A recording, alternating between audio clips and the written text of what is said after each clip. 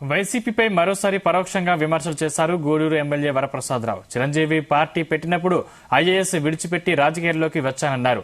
Tirupati MP ticket కావాలని జగన్మోహన్ రెడ్డిని అడిగానని, వైసీపీ అభ్యర్థుల మార్పు స్థానంలో ఎక్కువ రిజర్వ్డ్ స్థానాలే ఉండడం బాధగా అనిపించిందన్నారు.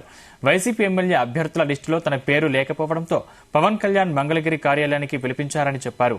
వైసీపీలో ఉంటూనే పవన్ కళ్యాణ్ తో స్నేహం కొనసాగించానన్నారు.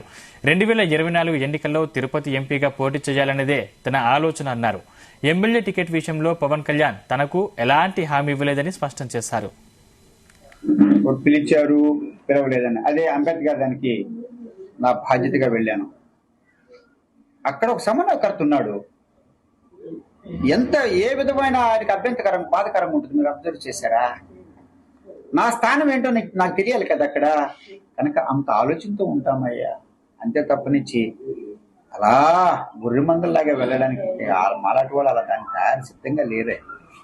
నేను ఎమ్మెల్యేగా ఉన్నంత వరకు ఎమ్మెల్యేగా నా బాధ్యతలు నిర్వర్తించాలి కనుక చక్కగా చేసుకుంటూ పోతున్నాను. ఆ ఫ్లెక్స్లో చాలాసార్లు తెలియజేస్తున్నాను. ఇంకొక విచిత్రం అయింది, మీరు మర్చిపోతున్నారు. నేను ఎమ్మెల్యేగా ఉన్నప్పుడు కూడా కొంతమంది నాయకులు నా బొమ్మ వేయలేదు. నేను ఏ రోజున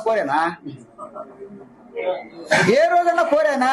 దానివల్ల ఏమైనా ప్రయోజనం ఉంటే మీరే చెప్పండి.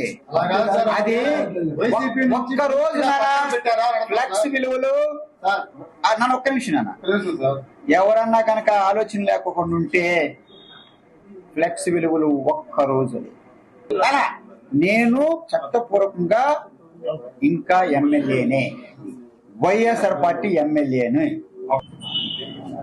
పార్టీ వచ్చి ఒక వ్యక్తి ఇన్ఛార్జ్ అని చెప్పినప్పుడు పార్టీ వచ్చి నన్ను ఎమ్మెల్యేనా కాదని చెప్పలేరు కదా, ఎమ్మెల్యేనే కదా నేను. సో దానిలో గొడవ లేదు కదా.